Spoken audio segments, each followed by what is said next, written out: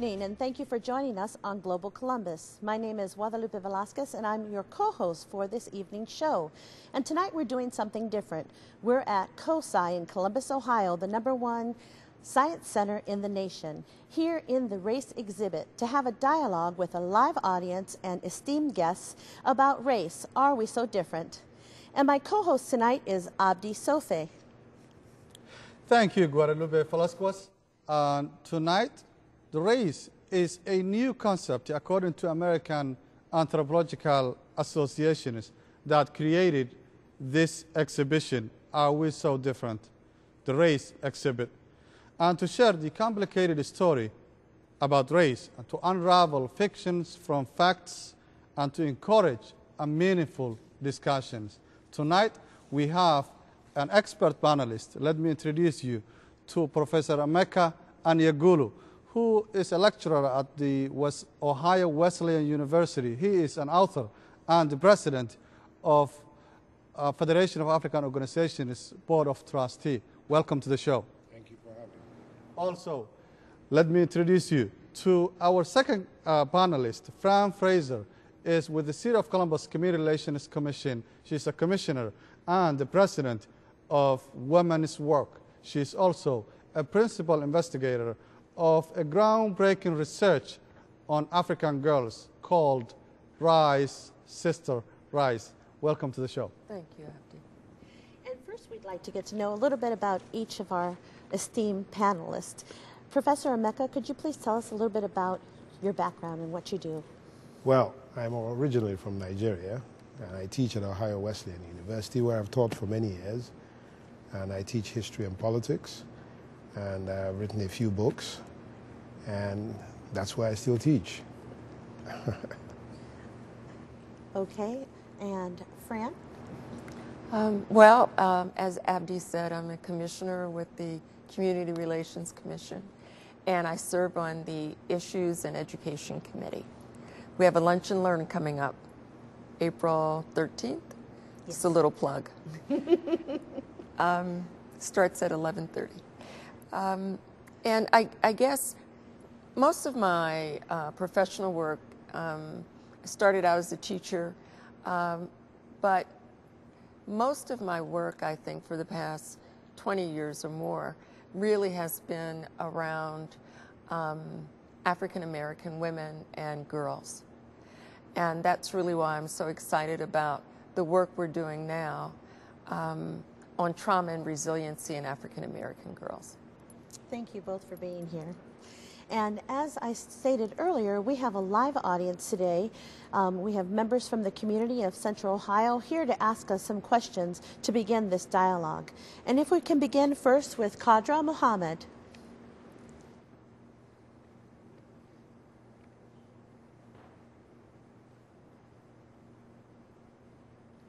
Good evening. My name is Khadra Muhammad.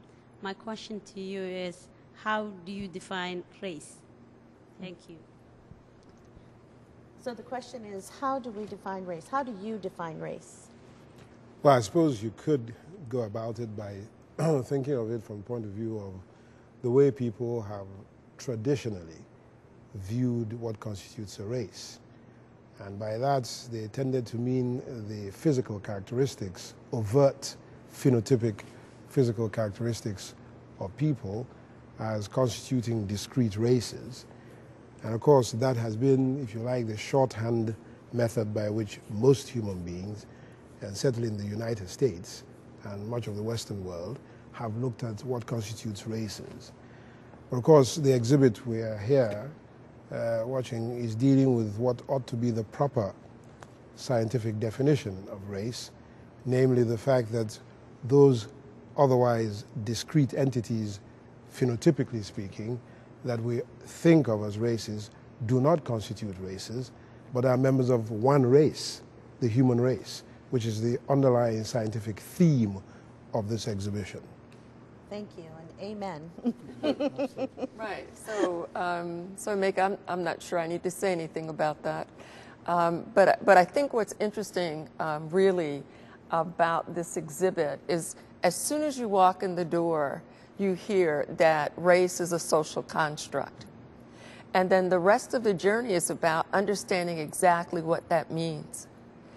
So you walk in and it's like, okay, so it's really not what I thought it was. And so what does it mean that it's a social construct? And so if it's not race, then what are we really talking about? So I think, so maybe now we get to a point where we're saying, I don't know if you can define race anymore because it's really doesn't exist. So then what is it that we talk about? Yeah, and that's when we get into the meat of today's conversation. Right. But just for simplicity, could we just define even the words social construct? So it could be something we made up, or maybe not me, but something that was made up because it seemed to benefit a particular group of people. Absolutely. Our second question comes from Justin Sham.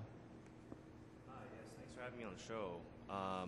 I just wanted to ask if you would please comment on the difference between race and ethnicity. Fran? Okay, the difference between race and ethnicity. So if we believe then that race is a social construct, then there maybe is not a difference between race and ethnicity. So maybe we look at ethnicity. And I just heard today on NPR that the Pew Trust Fund did a survey on people, Hispanics. But they were asking Hispanics, what would you like to be called, either Latinos or Hispanics? And I think over 50% of the people surveyed said we would prefer to be Hispanic. However, we really would be preferred to be called who we are. So if I'm from the Dominican Republic, even though I speak Spanish, I would like to be considered Dominican Republic and not Latino. Or if I'm from South America, I would prefer to be called South American, person who happens to speak Spanish. So I think when we start to look at ethnicity, that's the direction we're going. So it's the whole thing about Columbus coming over and seeing all these various tribes and nations of people already living here and saying, oh, they must be Indians. And kind of lumped everybody together. And the Sioux people are saying, you know, I'm not like the Ojibways. I'm much different than this other group over here. Absolutely. And so what I know that we teach at with the New Americans Initiative through the city is that those are labels, right? So we've been put labels Hispanic, Latino, or in this case, again, talking about Native Indians or Indians. Dr. Mecca? Well, I mean, the fact of the matter is that not all conceptual constructs are pejorative. I mean, you have to have taxonomies of some sort to organize things around you. And human interaction is complex. And half the time we need to have something we use. And she's made a very good point that you can have ethnic differences within a broader category of human beings.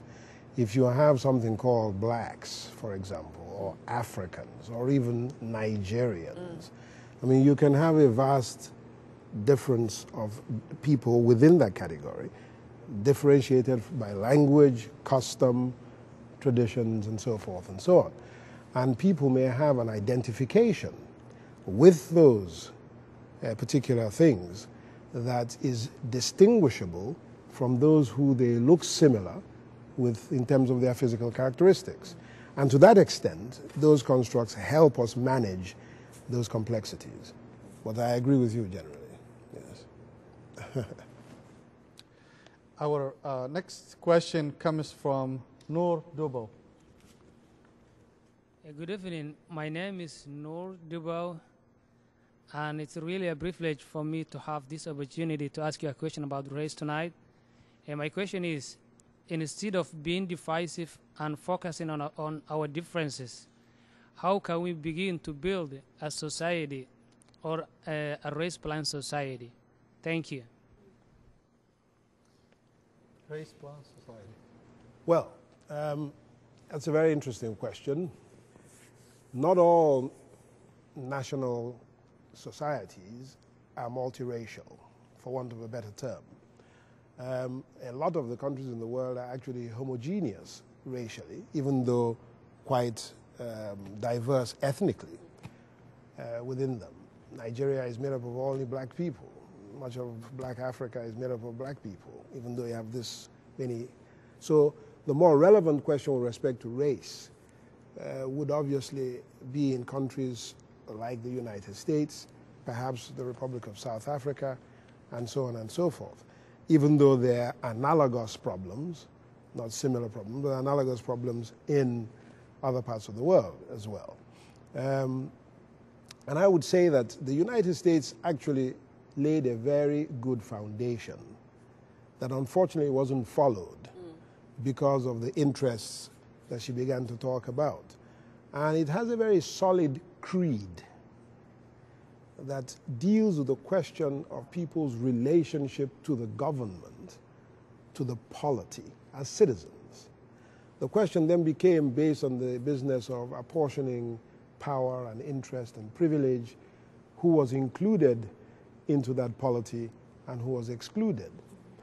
Once you have a balanced system where people can be treated equally in terms of equal opportunities, equal treatment before the law, and so forth, and so the things that undergird this country's creed and political and legal system, then many of the other things actually pale in significance, because people can go on having their own little cultural preferences, but know that they meet at the arena of American citizenship on an equal footing. And I think that that type of enforcement, equal enforcement of citizenship rights, is a very good place to begin in that process. Any more to add to that? I don't think so. I think about the conference that you invited me to attend, where the speaker said how the Pledge of Allegiance, at the end, it says liberty and justice for all. And so as I hear you talk about that, you know, that resonates with me, that at the time, who was all, right? That's true. So I really think Emeka's on to something where if we really could have the larger dialogue, it would really be about how we own our own space as citizens, so that we could, in fact,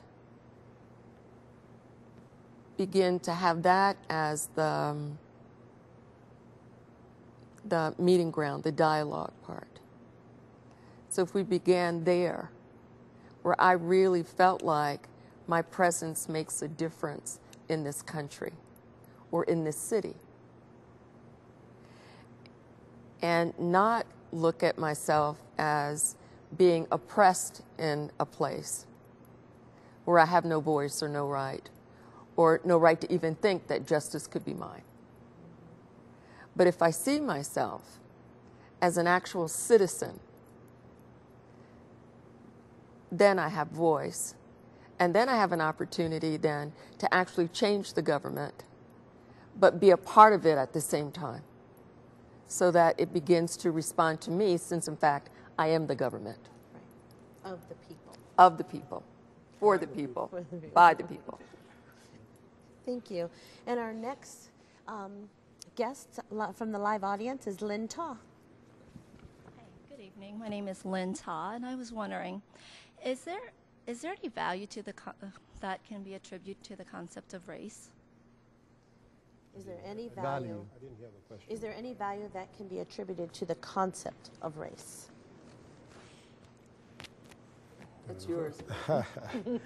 Well, I mean, I think, as this exhibition makes absolutely clear, there is absolutely no scientific value to that.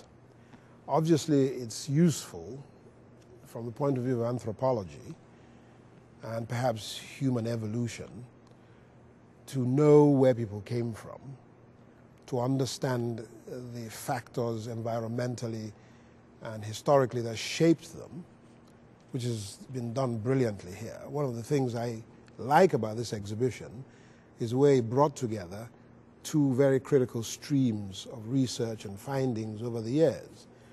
For example, we know that in the late 1960s, a biochemist by the name W. Farnsworth Loomis was the one who first came up with the idea of linking vitamin D to the business of the process of people that came originally from Africa into Asia, and then what we later started calling Europe, began to get fairer skin and helped to make that understanding clear. And of course, another anthropologist who come along much later by the name Nina Jablonski, who they talk about here as well, who now linked in the business of the role of folate, which is another vitamin in the B complex family, that also was responsible to a large extent of why the early human beings on the African continent developed dark skin pigmentation or melanin. In that sense, it is useful for clearing a lot of the cobwebs that people have in their heads about this business.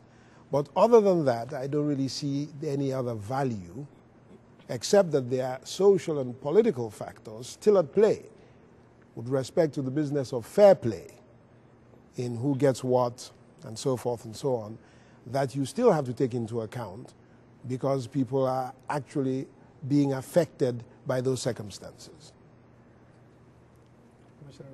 Well, you know, I think that you've made the case for why there is value in having that discussion.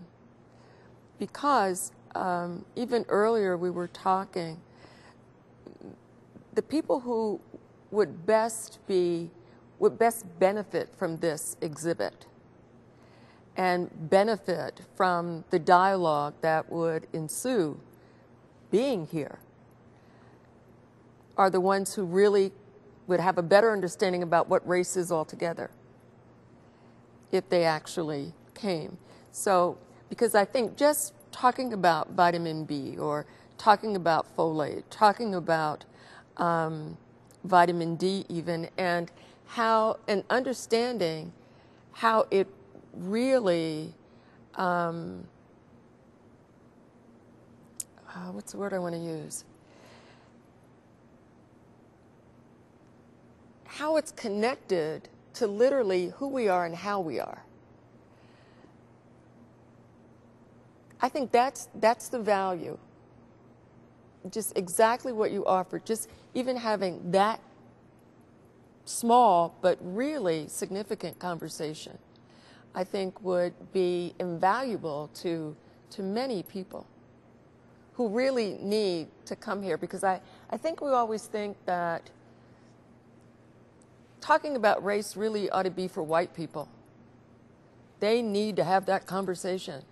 But it's also people of color who need to have the conversation. And in the depth that this exhibit affords, we have it because I think people of color have the conversation, but mostly the conversation isn't about race. It's mostly about racism and the effects of the negative effects of race. But it would be great if we could have the real dialogue, even among ourselves as people of color, about race. And I think this exhibit affords that opportunity. And I'm really hoping that that happens. And I know it's happening in small levels by the groups of people who are coming in. Like Emeka brought his class, and a lot of the sponsors have brought their employees in. High school students. High school students, absolutely right. And I'm getting ready to facilitate a dialogue with a group of high school girl leaders.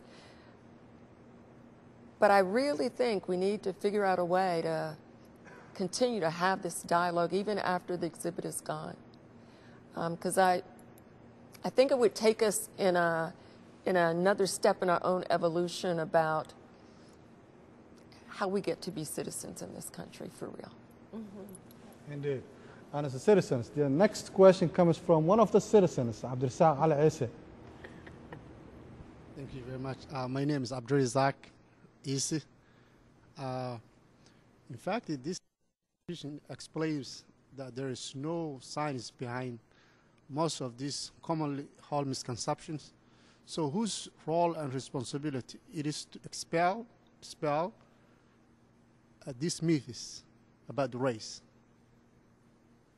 Whose role and responsibility it is to dispel these myths and misconceptions about race? That's the question. Well, I mean, ideally, it should be the role of educators, people like myself and her and others, people in the school system, high schools and so forth. But of course, part of the difficulty we've faced over the years is that the educational system is not apart from, but is tied to the power structure. And to a large extent, much of what is in it and what is not in it is a function of the dynamics of the power structure. So if you think in terms of wanting an ideal situation, ideally what we're learning of from this exhibition ought to be routinely taught in high schools. That by the time students get to the university, the business of race ought to be a non-issue for them because they've routinely demystified the whole exercise by going through this kind of education in school. But that doesn't happen. And it doesn't happen because historically in this country, there has been a vested interest in creating a certain, what I like to call a superstition about race. And that vested interest has had important consequences for people in power, people who have privilege as a result of it. And of course, there are people, parents of children, have a responsibility, if they know any better, and these type of things help them to get to know better, to teach their children, to relate to other people, as Martin Luther King said, on the basis of the content of their character, and certainly not from their physical appearance, and so forth and so on. And perhaps Trayvon Martin would be alive today if that lesson had been learnt well. And I also found, and again, this is my own opinion, is that, so related to what you said earlier about people of color also need to have this discussion, but I also find that people who have more affluence get to have this conversation more often. And so it's only when there's a tragedy that maybe we as people of color come together, and not always, because I know that there are many people who are proactive, but that's when we have a conversation as a result of a tragedy. But I've always felt that that was a huge disparity. That I agree with you, which is why I think it should be institutionalized in the educational system. That way the children routinely, as a matter of course, get to be taught that. So, Mika, you need to write that curriculum. It could be your next book. Maybe. And well, why don't we just say, adding on to this question, Commissioner, how do we go about spreading the word then of having dialogue, or this concept that we should continue this dialogue, and the word about race being Social construct? Yes. Well, I think it's happening. You know, as you know, I am associated with Everyday Democracy. And Everyday Democracy is a national organization, foundation that works with communities to have dialogue as a problem-solving tool. And the underlying theme of the dialogue is how does racial inequities and how does racism influence the dialogue that we're having, whether it's around education, police community issues, healthcare, urban sprawl, you know, neighbors helping neighbors. How do you build strong neighborhoods? Youth issues, immigration issues. So it's happening really around the country. I think maybe what needs to happen is because I think a lot of times people need permission because they don't know whether other people are having the dialogue or not, is to say, you know what, people around the country are having dialogues about the same thing, especially as it pertains to issues that they really are concerned about. And so it's not something new or a little, not to be nervous about, because people want to dialogue, and they are having dialogues about this. And I know that COSI has a educator's curriculum on how to talk about this exhibit with their students. It's free. You can pick it up. I mean, that's one way to do it. And I think certainly this dialogue about race as a social construct needs to be part of teacher preparation. It needs to be a part of social studies. I mean, that's literally where it can start. Mm-hmm. Mm-hmm. And our office also works with students in the Hilliard school system. That's right. You're doing a great job there. And what we hear from them often is that they would like to hear more about African American history here in the United States and also world history. Mm. And so, they are asking for that, and I do see positive changes, coming about. I don't know how fast it's going to happen, but definitely students are keenly aware that they want to know more about the history of life in the world. Absolutely. Well, our next question comes from Courtney Cregan. Hi. So similar to what you've been talking about, Professor, scientists and physicists have been talking about race for hundreds of years as this variation, right? This generic variation. And nobody has ever really questioned that. And we find even today in our dialogues that that's always the detour, is when people say, but it is the DNA, but it is science. So was that intentionally done, or has it been sort of fixed? Well, I'd have to say that it's both. It's both. I mean, there were some scientists in the course of time who deliberately manufactured pseudoscientific material with the intention of supporting the political and social structure. And the science, in quotation marks, was used as a way to try to justify that system that was in place. There's no question about that. If you go back to the period of when they used to have something called craniology, where supposedly the measurement of the cranial capacity of races was supposed to be some sort of an indicator of intellectual or IQ or something or other. And they asserted then that the cranium of Europeans, Caucasians, was supposedly bigger than that of other groups of people, until they discovered a huge head of some other fellow who wasn't Caucasian, and the whole thing was dropped, and some other stuff was used. You can look at the subversion of Charles Darwin's work. Darwin was a very careful scientist himself, English naturalist, who himself posited the idea, then, without the aid of some of the genetic science and technology we have today, that Africa was most likely the origins of human beings.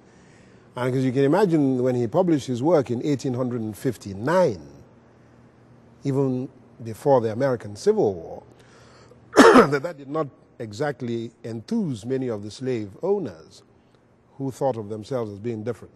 And so the social Darwinists who came along and subverted his work are examples of people who have tried to use science in a wrong way. But there are many others who've done a wonderful job as well. Indeed. And the discussion continues. as we unravel fictions from facts, as the exhibition body said. This is, the exhibition communicates and encourages people to start conversation about history of race and how it started. It's very educational.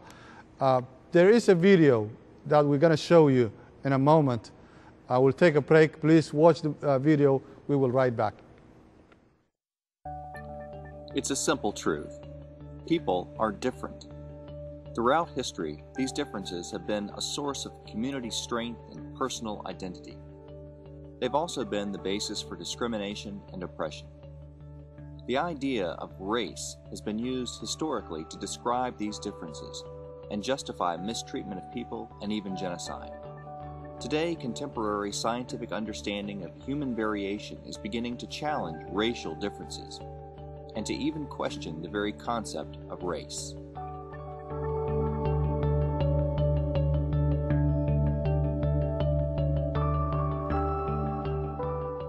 Race, Are We So Different?, developed by the American Anthropological Association in collaboration with the Science Museum of Minnesota, is the first national exhibition to tell the stories of race from the biological, cultural, and historical points of view. Combining these perspectives offers an unprecedented look at race and racism in the United States. Race is a powerful exhibit experience, no matter what your color or background. Race will give you an opportunity to explore yourself and how you see others.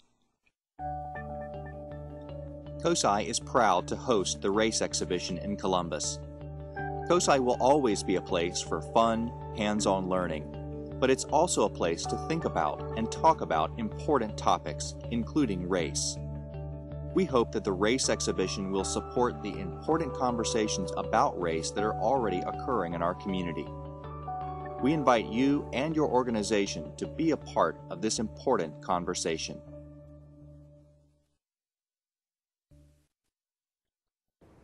Welcome back to Global Columbus. My name is Soofe, and I'm your co-host, along with Señorita Guadalupe Velasquez and our two wonderful expert panelists, Professor Emeka Aniagulu and Commissioner Fran Fraser. We have a live audience, and we're here at the world's #1 science institute, the COSI. That's right, where we have a race exhibit. Are we so different? That's it. Let me take you to our live audience. Next question comes from Nancy Payan. Thank you. If skin color does not determine human characteristics or differentiate human characteristics, why are there so many negative circumstances that are the result of racial discrimination? Again, I didn't hear. Okay, so if skin color doesn't differentiate our human characteristics, why are there so many negative circumstances that are a result of racial discrimination? All right, the question is a little convoluted, but I am assuming that what the question is trying to get at is to ask why we have racism when skin color and so on really doesn't make any difference. That's right. And if that is what the question is trying to get at, then it goes back to the thing we're talking about, namely about people who have a vested interest. I mean, the fact of the matter is that this country started as a slave society, and a certain group of people were enslaved with the objective of using them as slaves until the day they dropped dead. Now, unless you have a gun over somebody's head 24/7 to make them do your bidding, you have to have a mechanism by which you try to persuade the person, as well as yourself, that they should remain in that condition of servitude.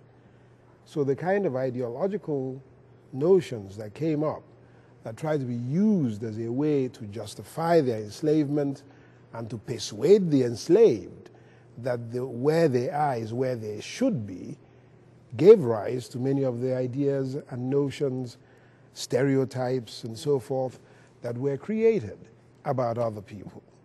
And Obviously, this country has come a very long way since then, and a lot of things have fallen by the wayside, and I am convinced that many more things will become gradually irrelevant as we move along. Do you think so? I'm afraid I do. I don't believe that classism will ever end, but I think that racism will eventually die a natural death. Really? Yes. But there are other issues, sexism, not only, there are also classism, sexism. That's why I said I think classism will always be there. There will always be haves and have-nots.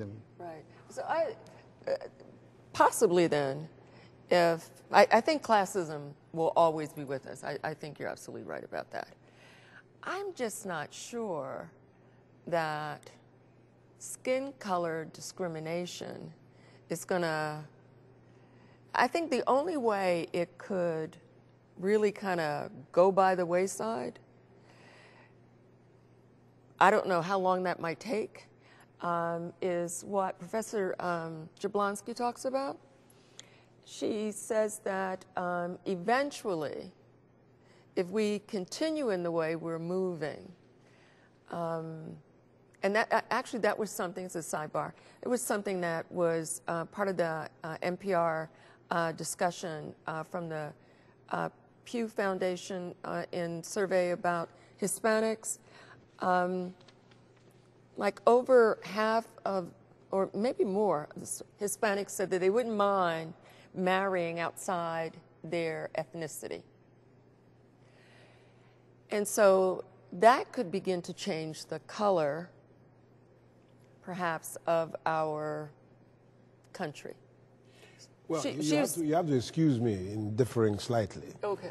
And that is the fact that I happen to think that people who are born and raised in the United States have a bit of blinders about this stuff and tend to imagine that what is happening here is going to be the destiny of the world. I think that the United States will shape the world as much as the rest of the world will shape the United States. Given that, it is my view that in the United States you have, for now, majority white people, but even that is changing in the United States. On the African continent, where we have a significant number of white people, in the Republic of South Africa, they are a minority. Right. Here, people of color are under a white government. There, white people are under a black government. There are lots of things that are going to shape the outcome of the human race, other than just what's happening in Franklin County. Well, we do talk again with the students in Hilliard about the third culture. So it is, you know, because we have immigrants who are arriving here in Central Ohio and having children born here, and then does that child feel like they are of the United States? More than likely, yes. And so how much of their culture do they retain? So there's that third culture, because the parents, thank God, are allowing them and instilling in them the culture to remain, know their language and know where their ancestry is from. So there's that third culture of a student who is of here, but also with descendants, right, from another culture. See, but I think the conversation, though, is about skin color. I understand that. I'm saying that I happen to think that it's very difficult for an American who's raised here to imagine a world in which skin color is not going to be a factor. But you think it is? And I'm telling you that outside the United States, skin color is not as big a factor as it is here, even as we speak now. And there is a laws, anti-discrimination laws in place and what have you, but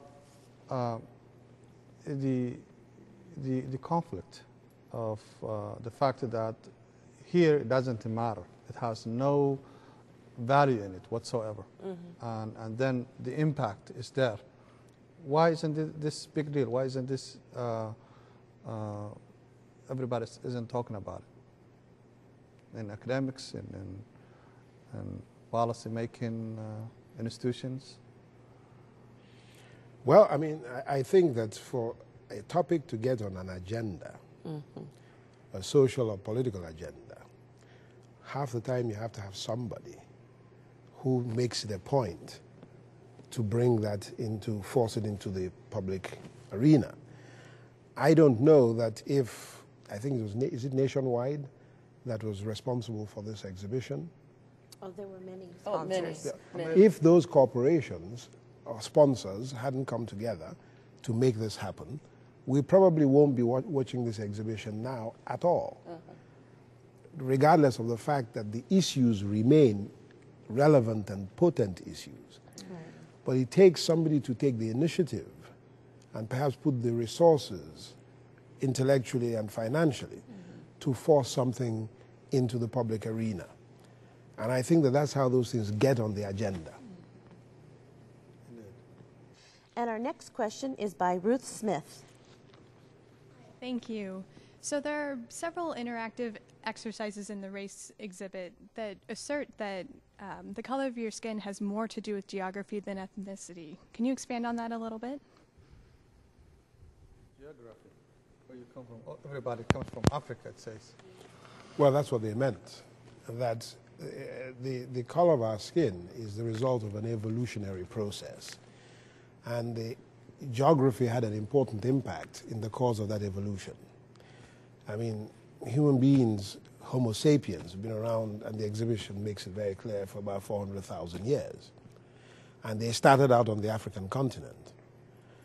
We now know, thanks to Professor Jablonski, that human beings came from the forest to the savanna grassland. And it was that process that made people who were lighter skinned in the forest, because they had a lot of the foliage for the canopy from the sun, that forced them to begin to shed a lot of the hair and develop more sweat glands, which was necessary for them to be able to keep their body temperature within proper parameters, and needed the folate, the develop a dark skin or darker skin, to be able to maintain or retain folate, which is critical for purposes of, especially the young, not developing abnormalities like spina bifida and so forth and so on. And then, of course, moving out of Africa into the other more temperate zones, further away from the equator, it now became necessary for lighter and lighter skin to be selected for, to allow for more vitamin D through the ultraviolet rays of the sun, so they could be manufactured in the skin to make calcium for the bones, and so forth and so on. To that extent, geography was critical in that evolutionary process. Okay. And our next question is from Sadi Choa. Good evening. I just have a questions about the science with this exhibit. It appears to alter what the definition that we're used to, because the current definitions in school is that when it comes to race, it is about your skin color, it is about your shared heritage, your cultures and experiences. So the question is? The question is, how can the science of race be true, meaning the base of biology? You know, I think what this exhibit does is it really begs us to go back and really rethink what we thought was true about everything, but certainly about race. I think that, especially with the truth about what Emeka just said, about how our skin color progressively got lighter and lighter or darker and darker. How many youth really know that? And associate that with whether I'm good or bad. Because there's a definite negative assignment to skin color and the gradations of skin color. So if we can have that both and kind of conversation about biology, but also about just because I'm this color doesn't mean there's something wrong with me. that I am inherently not a good person. And maybe our children could also learn where that came from, so that we're getting the both and part, that my culture and my music and my dance and my art and my intellect are all great things, just like yours is. And it has less to do with exactly what skin color I am, and more to do with who my people are and how we became what we are, which has more to do with all the things that are assigned to culture and community. So I think if we could use this framework as a way to begin to have the conversation, and it would take a lot of relearning, I understand that, but it would certainly put us on a better track than where we are now. Because I think if we don't, then we will keep proliferating all of the negative characteristics that this country, because I believe you're right. I believe that this country is so obsessed with race that it's hard to get to anything else that might be going on. And it continually moves us away from the really world domain where other people are. I just think that we have to figure out how to make sense out of this, really just for the next generations of our children, and especially children who are in families who are coming into this country, who already can be shaped by the negativity of what they've heard about certain groups of people already in this country. So we need a good lesson. I attended a workshop recently, and the speaker works with restaurants across the United States, and she was saying across the United States, the darker the skin goes, the further you go back into the restaurant. And that was heartfelt, but that was tragic to me. Yes. So, and she's from New York City, but across the United States, that exists. Yeah. But how can you dismiss? Because based on the on the science, that race is, it doesn't matter. It's no science behind it, and also keep the values, the cultural values and the relationship. How do you have both? I think it's an interesting question, but it's not as problematic as the question posed seems to suggest. If you think of it as two people can enrich their lives rather than make that life a problem because they happen to come from different parts of the world, or suppose they're different races. And I think she made a very good point that you can eschew cultural nationalism but have in place cultural festivity. You can fest your culture, you can relish it, you can enjoy it, you can invite others to be part of it without necessarily being a nationalist about your culture. In other words, if you look at it from a point of view, nationalism always implies that there is a value judgment about mine is better than yours. And therefore, if we can get rid of yours because I can dominate you or whatever, the better still. But if you think of cultural festivity, I want to come to a Hispanic event. I want to go to an African American event. I want to go to an African one, and so forth. All of it is a smorgasbord that enriches our lives, as long as the element of nationalism is not brought in where they're supposed to be better than this person or the other person, and so forth. But all of this is fine and dandy if you don't juxtapose it with the question of power and privilege. And that's something that I keep coming back to as a theme, because that is at the heart of the problem. That is at the heart of the problem. You cannot achieve the objective you want without that power structure compromising to the vision we would like to see. Indeed. Our next question comes from Naraya Sharma. Hello, my name is Narayan Sharma, and the question is, was this biological view of race internationally created to benefit certain people for economic reasons? And I think we had a similar, very close similar question before. Yes. Was this intentionally created to benefit a people, certain people for economic reasons? I'm of the opinion that it was. And I think that historically, the context in which it occurred was a colonial context. And it was in the context of European colonial expansionism. Europe, Western Europe, as you know, is a very small place. As a matter of fact, it's a peninsula of Asia.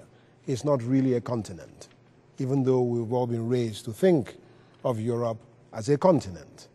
It's a peninsula of Asia, just like Arabia is a peninsula of the African continent.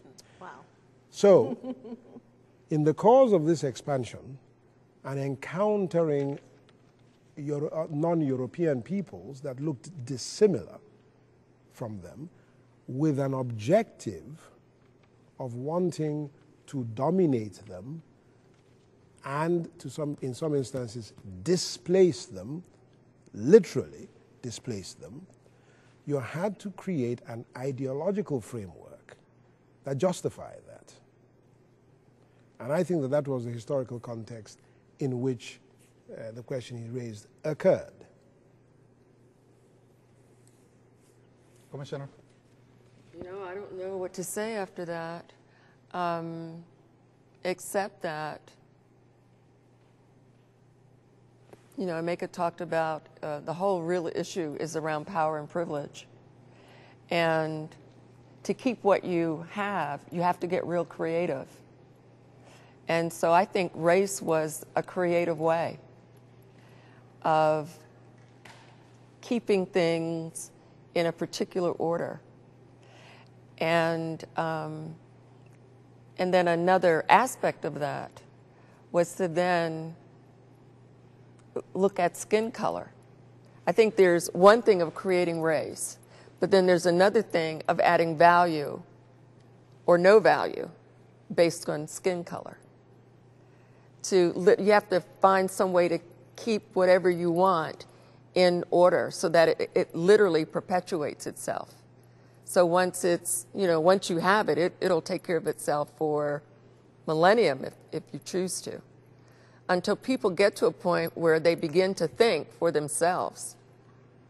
And I think this exhibit gives you an opportunity to start thinking for yourself, where you begin to say, okay, maybe what I've been hearing and learning and thought was the truth, maybe it's not, so now I need to think about things a little differently.